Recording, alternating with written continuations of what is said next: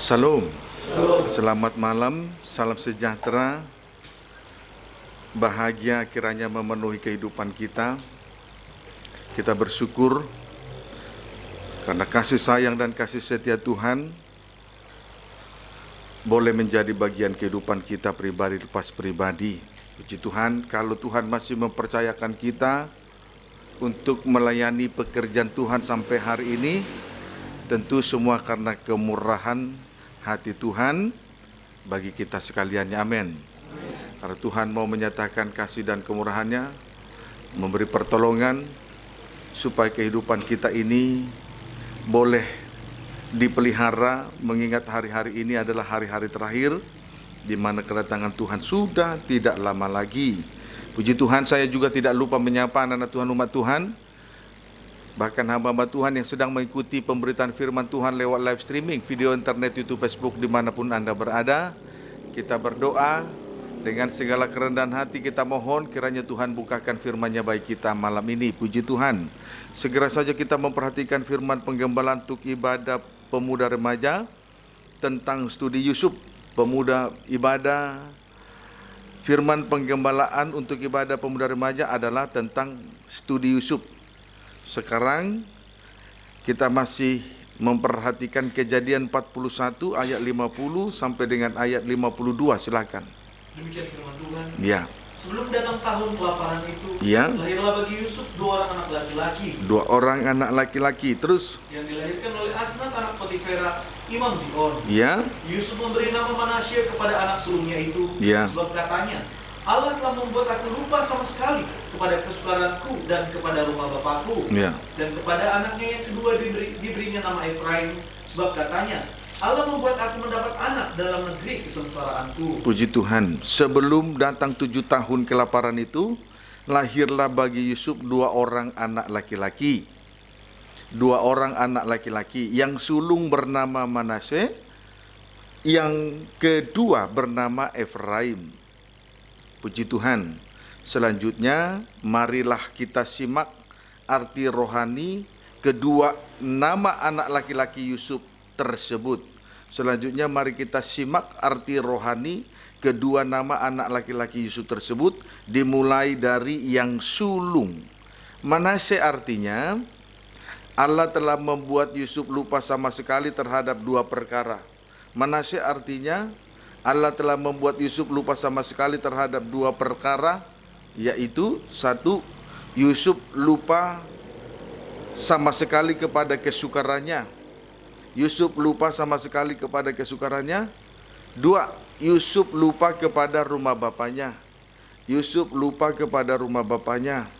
Puji Tuhan, kita masih memperhatikan tentang kesukaran Yusuf. Kita masih memperhatikan kesukaran Yusuf. Puji Tuhan, adapun kesukaran Yusuf dibagi dalam 3 fase. Adapun kesukaran Yusuf dibagi dalam 3 fase. Fase yang pertama, ketika Yusuf tinggal bersama-sama dengan saudara-saudaranya. Ya, kisah itu dituliskan dalam Kejadian 37. Kejadian 37. Amin. Fase yang kedua, pada saat Yusuf tinggal di rumah Potifar. Kejadian 39. Fase yang ketiga, ketika Yusuf berada di dalam penjara. Fase yang ketiga, ketika Yusuf berada di dalam penjara. Kejadian 40. Kejadian 40. Saudara, kita masih berada pada fase yang kedua. Kita masih berada pada fase yang kedua, yaitu Yusuf tinggal di rumah Potifar. Yusuf di rumah Potifar. Mari Kejadian 39 ayat 4 sampai 6. Kejadian 39 ayat 4 sampai dengan ayat yang ke-6. Silakan. Demikian firman Tuhan. Ya. Yusuf di rumah Potifar. Yusuf di rumah Potifar. Ini fase yang kedua ya. Silakan terus. Maka Yusuf mendapat kasih tuannya. Ya. Dan ia boleh melayani dia. Mendapat kasih tuannya, sehingga ia layak untuk melayani dia. Terus. Pada Yusuf diberikannya kuasa atas Ya. rumahnya Terus? dan segala miliknya diserahkannya pada kekuasaan Yusuf. Ya, terus? Sejak ia memberikan kuasa dalam rumahnya dan atas segala miliknya kepada Yusuf, Tuhan memberkati rumah orang Mesir itu karena Yusuf. Ya. Sehingga berkat Tuhan ada atas segala miliknya, baik yang di rumah maupun yang di ladang. Ya. Segala miliknya diserahkannya pada kekuasaan Yusuf, dan dengan bantuan Yusuf, ia tidak usah lagi mengatur apa-apapun selain dari makanannya sendiri. Terima kasih. Rumah dan segala milik Potifar diserahkan kepada kekuasaan Yusuf. Rumah dan segala milik Potifar diserahkan kepada kekuasaan Yusuf. Sehingga berkat Tuhan ada atas segala milik Potifar, baik yang di rumahnya maupun yang di ladangnya. Sehingga berkat Tuhan ada atas segala milik Potifar dengan berkat yang luar biasa, baik yang di rumahnya maupun yang di ladangnya. Singkatnya, jika pengajaran mempelai dibiarkan turut campur dalam urusan rumah tangga dan kehidupan nikah, maka firman Allah, yaitu hikmat surgawi yang mengatur semuanya, sehingga berkat Tuhan yang besar ada atas milik kita. Amin. Kalau firman pengajaran mempelai yang merupakan hikmat surgawi turun dari surga mengatur semuanya, sehingga berkat Tuhan dengan berkat yang besar itu ada atas milik kita, baik yang di rumah maupun yang di ladang. Amin, saudaraku. Amin. Puji Tuhan. Jadi memang kehidupan muda remaja tidak boleh tidak boleh, saudara, kita mengambil alih segala sesuatu tentang apapun yang berkaitan dengan kehidupan kita. Sebaiknya mulai malam ini belajar untuk menyerahkan segala sesuatunya yang berkaitan dengan kita, kekuasaan itu kepada pengajaran mempelai untuk mengurus, untuk mengatur, mengambil turut campur tangan di dalam kehidupan kita sekaliannya, sehingga kita tidak terlalu pusing, tidak terlalu disibukkan dengan segala perkara-perkara yang berkaitan dengan kehidupan kita masing-masing. Amin, saudaraku. Puji Tuhan. Kita cukup hanya sibuk untuk memperhatikan soal makanan. Itulah firman Allah yang akan kita terima dalam setiap pertemuan-pertemuan ibadah kita. Jangan pusing, jangan sibuk dengan urusan-urusan yang berkaitan dengan milik kita. Izinkan pengajaran mempelai turut campur tangan, mengatur, mengurus segala sesuatu yang berkaitan dengan kita, supaya kita jangan pusing memikirkan segala kebutuhan, supaya kita jangan pusing memikirkan segala keperluan-keperluan yang terkait dengan kehidupan pemuda remaja. Amin. Puji Tuhan. Pendeknya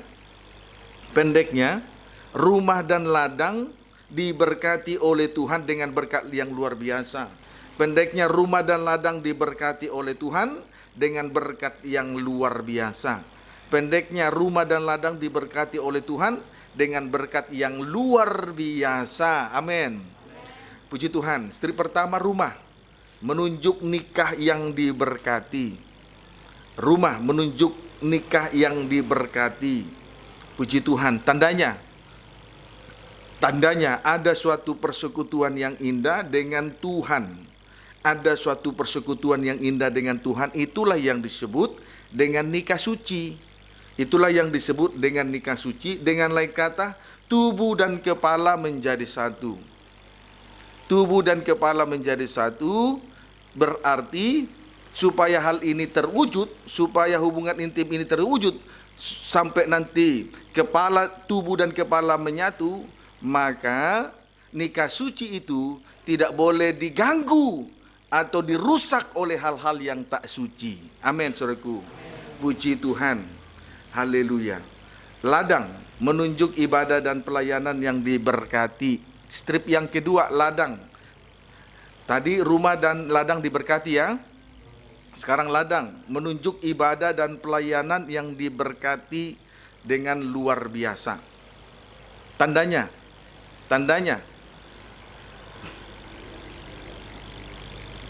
ada sukacita dan sorak-sorai kemenangan. Puji Tuhan, tandanya ada sukacita dan sorak-sorai kemenangan.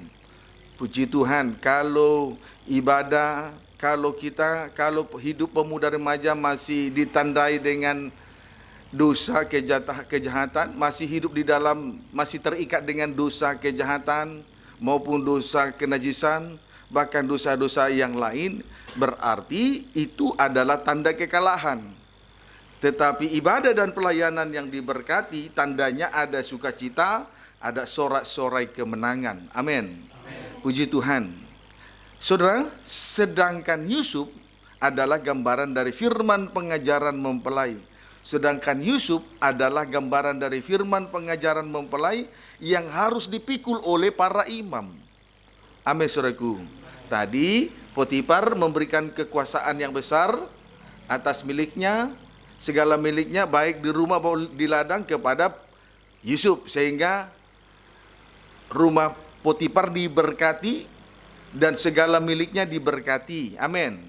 Berarti, dan selanjutnya Yusuf adalah gambaran dari firman pengajaran mempelai yang harus dipikul oleh para imam dan yang harus diikuti oleh gereja Tuhan, bagaikan tabut perjanjian yang dipikul oleh para imam yang memang suku Lewi. Amin. Saya ulangi, Yusuf adalah gambaran dari firman pengajaran mempelai yang harus dipikul oleh para imam dan yang harus diikuti oleh kehidupan pemuda remaja gereja Tuhan, bagaikan tabut perjanjian yang dipikul oleh para imam yang memang suku Lewi, sehingga gereja Tuhan termasuk pemuda remaja diberkati oleh Tuhan dengan luar biasa. Sehingga gereja Tuhan termasuk pemuda remaja diberkati oleh Tuhan dengan luar biasa. Amin. Puji Tuhan, tidak ada orang yang memikul tabut perjanjian atau bertanggung jawab terhadap ibadah pelayanan yang dipercayakan oleh Tuhan berkekurangan. Tuhan pasti berkati dengan luar biasa. Orang yang bertanggung jawab memikul orang yang bertanggung jawab terhadap kepercayaan Tuhan pasti diberkati oleh Tuhan dengan luar biasa. Kiranya dapat dipahami dengan baik. Tabut perjanjian terdiri dari dua bagian. Tabut perjanjian, selanjutnya tabut perjanjian terdiri dari dua bagian. Satu, peti dari tabut itu. Satu, peti dari tabut itu. Dua, tutup pendamaian. Ya, tutup pendamaian disebut juga dengan tutupan grafirat. Puji Tuhan. Strip pertama, peti, menunjuk gereja Tuhan atau mempelai wanita Tuhan. Strip pertama, peti, menunjuk gereja Tuhan atau mempelai wanitanya Tuhan. Amin. Strip yang kedua, tutup pendamaian dengan dua kerup di atasnya. Strip yang kedua, tutup pendamaian dengan dua kerup di atasnya menunjuk Allah Trinitas, yakni Tuhan Yesus Kristus. Tutup pendamaian dengan dua kerub di atasnya menunjuk Allah Trinitas, yakni Tuhan Yesus Kristus. Puji Tuhan. Tutup pendamaian menunjuk Yesus anak Allah. Tutup pendamaian menunjuk Yesus anak Allah. Kemudian kerub pertama menunjuk Allah Bapa. Kerub kedua dalam kurung yang kedua menunjuk Allah Roh El Kudus. Amin. Jadi tutup pendamaian menunjuk Yesus anak Allah. Kemudian kerub pertama dalam kurung pertama menunjuk Allah Bapa. Kerub dalam kurung kedua menunjuk Allah Roh Kudus. Puji Tuhan. 2 Samuel pasal 6 ayat yang kedua. 2 Samuel 6 ayat yang kedua. 2 Samuel 6 ayat yang kedua. Ya, silakan. Boleh baca ayat dimulai ayat pertama. Tabut dipindahkan ke Yerusalem. Ya, tabut dipindahkan ke Yerusalem. Kita berdoa, jika Tuhan izinkan, kita akan perhatikan perjalanan tabut perjanjian ini. Berdoa. Siapa yang merindu untuk melihat perjalanan tabut? Berdoa, tidak ada yang mustahil. Ini kerinduan saya, supaya kita bisa melihat nanti perjalanan tabut perjanjian ini. Itu yang sedang saya gumuli di hadapan Tuhan sekarang ini, supaya kita semakin mengerti seperti apa pengikutan kita kepada Tuhan. Kita akan lihat sekali waktu nanti, jika Tuhan izinkan, kita akan melihat perjalanan tabut perjanjian kalau Tuhan izinkan. Tergantung kerinduan kita masing-masing, sejauh mana hati kita terbuka untuk melihat perjalanan dari tabut perjanjian ini. Oleh sebab itu, doa sungguh-sungguh, doakan terus supaya Tuhan bukakan firman-Nya soal perjalanan tabut perjanjian ini. Amin. Puji Tuhan. Tapi sekilas kita lihat dulu tentang tabut perjanjian, ya, sekilas. 2 Samuel 6 ayat 2, boleh pembacaan dimulai ayat 1, baca perikop. Daud mengumpulkan pula Perikop. semua orang pilihan, Tabut dipindahkan ke Yerusalem, ayat 1. Daud mengumpulkan pula semua orang pilihan Ya. di antara orang Israel. Ya. 30.000 orang banyaknya. Ya, orang pilihan untuk mengangkut tabut perjanjian itu dikumpulkan 30.000 loh. Ayat 2. Kemudian bersiaplah Daud, Ya. lalu berjalan dari Baali Ya, Yehuda dari Baale Yehuda, terus dengan seluruh rakyat yang menyertainya ya, untuk mengangkut dari sana tabut Allah ya. yang disebut dengan nama Tuhan semesta alam Ya. yang bertahta di atas kerubim. Puji Tuhan. Arti rohani dari tabut perjanjian ialah 1. Tahta Allah, 2. Hubungan nikah. Ya, arti rohani dari tabut perjanjian ialah 1. Tahta Allah, 2. Hubungan nikah. Puji Tuhan. Haleluya. Strip pertama, tahta Allah menunjuk ibadah dan pelayanan. Tahta Allah menunjuk ibadah dan pelayanan. Sebab Allah memang bertahta di tengah-tengah ibadah dan pelayanan yang kita usahakan ini. Sebab memang Allah bertahta di tengah-tengah ibadah dan pelayanan yang kita usahakan ini. Kemudian 2 atau 3 orang berkumpul di dalam nama Tuhan, di tengah-tengahnya Tuhan ada. Amin. Puji Tuhan. Jadi tata Allah itu menuju ibadah dan pelayanan. Strip yang kedua, hubungan nikah. Berarti hubungan antara Kristus sebagai mempelai pria dengan gereja Tuhan sebagai mempelai wanitanya berdasarkan kasih. Arti rohani tabut perjanjian, 1. Tata Allah, 2. Hubungan nikah. Berarti hubungan antara Kristus sebagai mempelai pria dengan gereja Tuhan sebagai mempelai wanitanya berdasarkan kasih tentunya. Amin. Puji Tuhan. Kesimpulannya memikul tabut perjanjian sama artinya memperhatikan 2 perkara besar, yakni ibadah pelayanan dan nikah. Kesimpulannya, memikul tabut perjanjian sama artinya memperhatikan 2 perkara besar, yakni ibadah pelayanan dan nikah, di mana kedua-duanya adalah rahasia besar, di mana kedua-duanya itu adalah merupakan rahasia besar. Sesuai dengan Efesus 5 ayat 32, adalah rahasia nikah, rahasia besar. Sedangkan 1 Timotius 3 ayat 16, rahasia ibadah. Agunglah rahasia ibadah kita ini. Amin, saudaraku. Puji Tuhan. Haleluya. Jadi, kesimpulannya memikul tabut perjanjian sama artinya memperhatikan 2 perkara besar, yakni ibadah pelayanan dan nikah, di mana kedua-duanya merupakan rahasia besar. Puji Tuhan. Efesus 5 ayat 32 itu adalah rahasia besar tentang nikah. 1 Timotius 3 ayat 16 rahasia besar tentang ibadah. Amin. Puji Tuhan. Biar kita senantiasa, biarlah kiranya imam-imam, pelayan-pelayan Tuhan yang sudah dipercaya untuk melayani pekerjaan Tuhan, mari kita memikulnya itu sebagai tanggung jawab yang Tuhan percayakan, bagaikan memikul tabut perjanjian. Jangan pernah dilepaskan.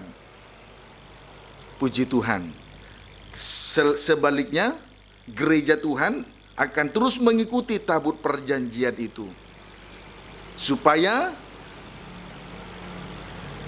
jalan supaya mereka sampai kepada tujuan, sebab jalan yang mereka tempuh itu belum pernah dilalui. Tidak ada orang yang tahu jalan menuju ke dalam kerajaan surga selain Yesus yang turun dari surga ke dunia orang yang mati, dan dia juga sudah naik kembali ke surga. Amin, saudaraku. Jadi biarlah kita mengikuti tabut perjanjian itu seperti bangsa Israel terus mengikuti arah gerak dari tabut perjanjian itu. Tetapi harus diperhatikan jarak antara bangsa Israel dengan tabut itu ada 2000 hasta. Maksudnya supaya mereka tahu jalan yang mereka tempuh itu, karena jalan itu belum pernah mereka lalui. Seperti ke surga, tidak ada orang yang masuk surga selain Yesus Kristus yang pernah turun ke dunia ini. Kiranya dapat dipahami dengan baik. Amin. Puji Tuhan. Haleluya.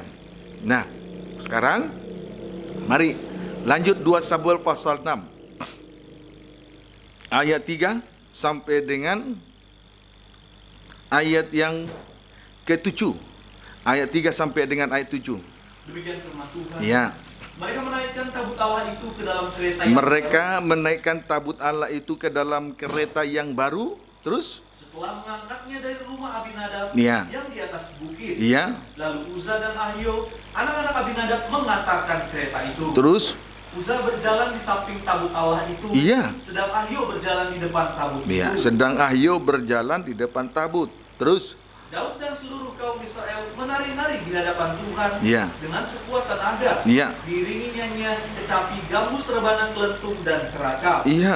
Ketika mereka sampai ke tempat pengirikan Nakon, maka Uza mengulurkan tangannya kepada tabut Allah itu, lalu memegangnya, karena lembu-lembu itu tergelincir. Terus maka bangkitlah murka Tuhan terhadap Uza, lalu Allah membunuh dia di sana karena kekeledorannya itu. Dia mati di sana dekat tabut Allah itu. Puji Tuhan. Tetapi di sini kita perhatikan, justru Daud menaikkan tabut Allah itu ke dalam kereta yang baru. Puji Tuhan, setelah mengangkatnya dari rumah Abinadab. Tetapi di sini kita perhatikan, Daud justru menaikkan tabut Allah itu ke dalam kereta yang baru. Puji Tuhan, setelah mengangkatnya dari rumah Abinadab yang di atas bukit. Puji Tuhan. Haleluya. Ini adalah suatu kekeliruan yang besar. Sekalipun itu kereta yang baru, tabut perjanjian harus tetap dipikul oleh para imam. Tidak boleh dinaikkan ke dalam kereta, sekalipun kereta pedati itu kereta pedati yang baru. Seringkali kita, saudaraku, malu dengan tata cara ibadah pelayanan yang sepertinya kelihatan kuno karena kita menerapkan pengajaran mempelai. Kita katakan kuno, tidak relevan, tidak bisa mengikuti era zaman ini. Sehingga banyak gereja Tuhan meninggalkan cara-cara yang sifatnya cara-cara yang benar menurut cara-cara surgawi. Menurut mereka itu menurut mereka itu sifatnya kuno, sehingga digunakan cara-cara yang baru. Seperti Daud menaikkan tabut perjanjian ke dalam kereta pedati yang baru. Amin, saudaraku. Merasa bahwa ibadah itu sudah ketinggalan zaman, merasa bahwa tata cara ibadah itu kuno. Akhirnya dimulai disusupi dengan cara-cara yang baru. Itulah kereta pedati yang baru, tapi sudah tidak berkenan bagi Tuhan. Amin, saudaraku. Sebab tabut perjanjian itu harus dipikul oleh para imam yang memang suku Lewi. Ini sebagai bukti ya. Mari, Keluaran pasal yang ke-25.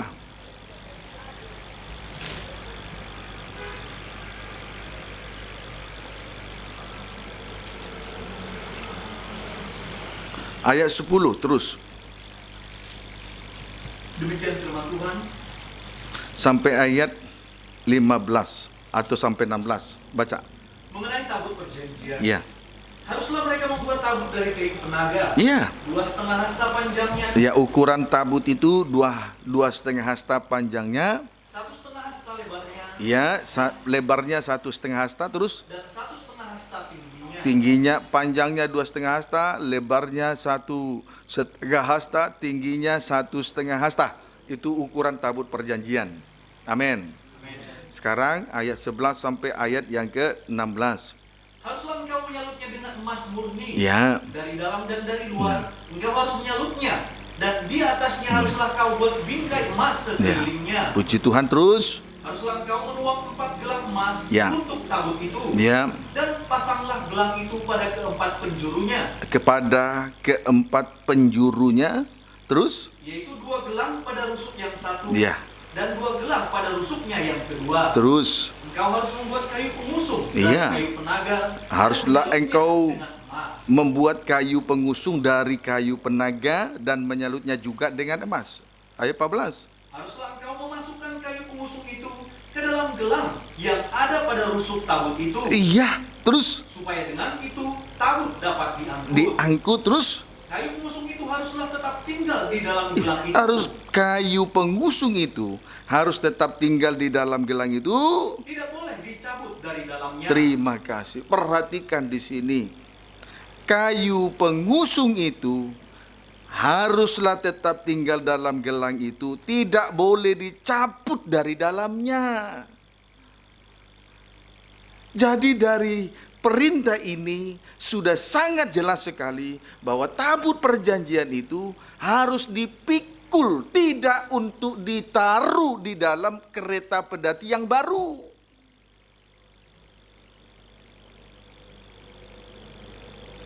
Walaupun terlihat kuno, ketinggalan zaman, jangan kita lepaskan tanggung jawab ini. Tabut perjanjian harus tetap dipikul. Amin. Puji Tuhan. Haleluya. Ibadah dan pelayanan ini adalah tata Allah. Harus dipikul.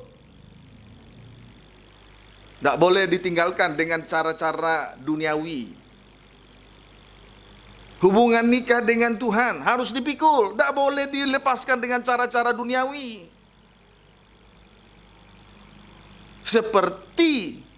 Seperti kayu pengusung itu harus tetap tinggal dalam gelang itu. Sudah jelas bahwa perintah ini menunjukkan bahwa tabut perjanjian harus tetap dipikul. Ibadah pelayanan harus tetap dijunjung tinggi. Hubungan nikah dengan Tuhan harus dihormati, dijunjung tinggi. Amin. Tidak boleh bermain-main sesuka hati dalam melayani pekerjaan Tuhan ini. Tidak boleh malu di dalam hal memikul tanggung jawab. Tidak boleh meninggalkan cara Tuhan di dalam memikul tabut perjanjian. Amin, saudaraku. Dengan memasukkan cara-cara yang baru. Sekalipun itu terlihat baru, tetapi tidak berkenan kepada Tuhan. Karena tabut perjanjian harus tetap dipikul. Itu sebabnya Tuhan perintahkan juga di ayat 12, haruslah menuang 4 gelang emas untuk tabut itu dan dipasang, dan 2 gelang emas itu harus dipasang pada keempat penjurunya, yaitu 2 gelang pada rusuk yang satu dan 2 gelang pada rusuk sisi yang lain. Amin, saudaraku. Puji Tuhan. Tidak boleh dilepaskan tanggung jawab yang Tuhan percayakan. Ibadah harus dihormati. Nikah, hubungan intim dengan Tuhan harus dihormati. Tidak boleh asal-asal. Puji Tuhan. Amin. Haleluya. Kalau kita betul-betul memikul tanggung jawab, dengan lain kata menjunjung tinggi ibadah dan pelayanan, menjunjung tinggi nikah dan menjunjung tinggi atau menghormati nikah suci, di situ ada kemenangan. Di situ ada kemenangan. Amin. Puji Tuhan. Waktu bangsa Israel seperti bangsa Israel merebut kota Yeriko. Sebelum kota Yeriko itu dikalahkan, tembok Yeriko dirubuhkan, terlebih dahulu imam-imam yang memang suku Lewi memikul tabut perjanjian lalu mengelilingi kota Yeriko ini selama 7 hari. Hari pertama sampai hari ke-6, setiap hari harus dikelilingi 1 kali. Hari kedua dikelilingi 1 kali, hari ketiga, hari keempat, hari kelima, sampai ke hari ke-6. 6 itu angka manusia, itu batasnya manusia. Amin, saudaraku. Tetapi pada hari ke-7, kota Yeriko itu harus dikelilingi sebanyak 7 kali. Disitulah kota Yeriko dirubuhkan, ada kemenangan. Amin. Puji Tuhan. Sampai hari ke-7, sampai hari perhentian, tabut perjanjian harus tetap dipikul di atas pundak kita masing-masing supaya ada kemenangan. Tetapi di sini kita melihat tabut perjanjian itu diletakkan, ditaruh di kereta pedati yang baru. Puji Tuhan, yang seharusnya dipikul oleh para imam yang memang suku Lewi. Tuhan mempercayakan suku Lewi. Mengapa? Alasan pertama, yang berpihak kepada Tuhan hanya suku Lewi. Pada saat bangsa Israel jatuh dalam penyembahan berhala, lalu Musa memerintahkan suku Lewi untuk menyandang pedang masing-masing, lalu membunuh orang-orang yang terdekat, antara lain temannya, saudaranya, dan tetangganya harus dibunuh oleh pedang yang disandang itu. Kalau seorang imam harus membunuh tabiat daging, sekalipun orang yang terdekat, jangan kompromi dengan tabiat daging. Sebab itu melayani Tuhan, memikul tabut, tidak boleh menggunakan pakai perasaan. Nanti tidak enak sama si A, tidak enak, bunuh tabiat daging dengan pedang roh, firman Allah. Amin. Kemudian yang kedua, kelebihan daripada suku Lewi adalah pada saat kematian Bani Korah, Datan, Abiram, dan On. Oleh karena kematian mereka ini, bangsa Israel bersungut-sungut. Bangsa Israel bersungut-sungut. Lalu Tuhan memerintahkan setiap suku memberikan 1 tongkat. 1 tongkat untuk mewakili setiap suku. Nanti tongkat yang bertunas dan berbunga dan berbuah badam, itulah tongkat yang akan dipilih oleh Tuhan. Lalu tongkat Harun mewakili suku Lewi. Jadi setiap suku dari 12 suku mewakili 1 tongkat. Tetapi ternyata tongkat yang berbunga, bertunas dan berbuah badam adalah tongkat dari suku Lewi. Amin, saudaraku. Sehingga dengan demikian berhentilah sungut-sungut daripada bangsa Israel. Jadi mengapa harus suku Lewi yang harus memikul tabut perjanjian? Karena suku Lewi 1 berpihak kepada Tuhan, 2 mampu menghentikan sungut-sungut daging. Mereka adalah kehidupan yang diurapi. Kegunaan dari pengurapan dari Roh Kudus mematikan sungut-sungut daging, mematikan suara daging. Tidak ada tidak ngomel, tidak bersungut-sungut, tidak menggerutu di dalam melayani pekerjaan Tuhan. Amin, saudaraku. Puji Tuhan. Maka layaklah untuk memikul tabut perjanjian. Jadi yang memikul tabut perjanjian adalah suku Lewi, adalah para imam yang memang suku Lewi. Suku Lewi ini memenuhi syaratnya Tuhan.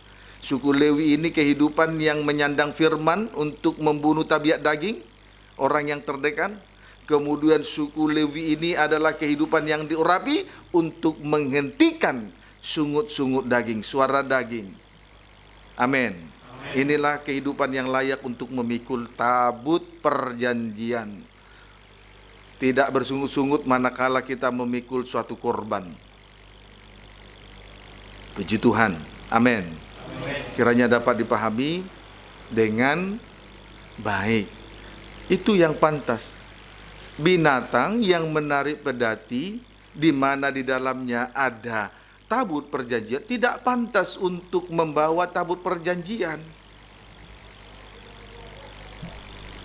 Binatang yang menarik kereta pedati tidak pantas untuk membawa tabut perjanjian. Yang layak untuk memikul tabut perjanjian adalah imam yang memang suku. Mengapa suku Lewi? Karena memenuhi syaratnya Tuhan. Amin. Tuhan Yesus baik. Sedangkan binatang, lembu sapi yang menarik kereta pedati, sekalipun itu baru, tidak pantas untuk memikul tabut perjanjian. Kiranya dapat dipahami dengan baik. Binatang itu tidak punya jiwa, tidak mengerti maksudnya Tuhan, tidak mengerti perasaan orang lain. Itu binatang. Manusia, kelebihan manusia dengan binatang adalah manusia memiliki jiwa, mengerti perasaan orang lain, mengerti perasaan Tuhan, mengerti orang lain, mengerti kelemahan-kelemahan orang lain. Binatang tidak mengerti kesusahan hati orang lain. Sebab itu binatang tidak pantas untuk melayani Tuhan.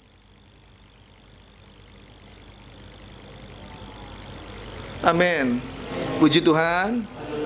Haleluya. Belajar mengerti perasaan Tuhan. Kalau mau memang melayani, kalau tidak jangan. Bertahan saja.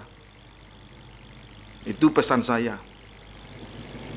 Jangan sampai menyakiti hati orang lain, engkau melayani tapi menyakiti hati Tuhan dan orang lain, Tuhan Yesus dan sesama. Jangan. Itu sifat binatang. Sekalipun terlihat seperti modern, binatang tidak pernah mengerti perasaan orang lain dan perasaan Tuhan. Amin. Puji Tuhan. Haleluya. Nah, bisa dimengerti? Bisa dimengerti? Berlakulah bijaksana di dalam melayani pekerjaan Tuhan. Jangan seperti orang bebal, tidak mengerti, dungu, tidak mau berubah. Itu binatang. Puji Tuhan. Nah, kemudian kita kembali memperhatikan 2 Samuel. Jadi 2 tadi dalam Keluaran pasal 25 ada 4 gelang. Saudaraku, ditaruh pada 4 penjuru dari tabut perjanjian itu.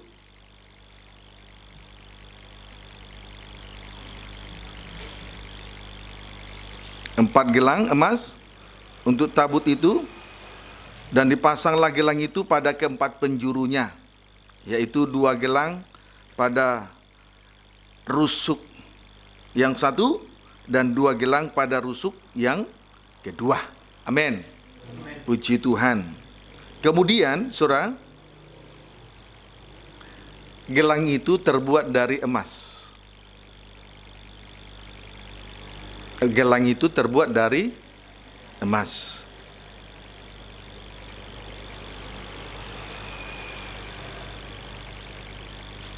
Ya. Gelang itu berbicara tentang kasih Allah yang tidak berkesudahan. Nah, gelang itu berbicara tentang kasih Allah yang tidak berkesudahan. Sedang 4 penjuru itu menuju kepada 4 penjuru mata angin, timur, barat, utara, selatan. Artinya kasih Allah dinyatakan kepada 4 penjuru bumi. Amin, saudaraku. Puji Tuhan. Ya. Dan kasih Allah berfungsi atau berguna sebagai pengikat. Itu yang mengikat kita dengan Tuhan. Itu yang mengikat kita dengan pelayanan. Kasih Allah itu loh yang mengikat kehidupan kita ini dengan Tuhan. Kasih Allah yang mengikat kita dengan pelayanan. Amin, saudaraku.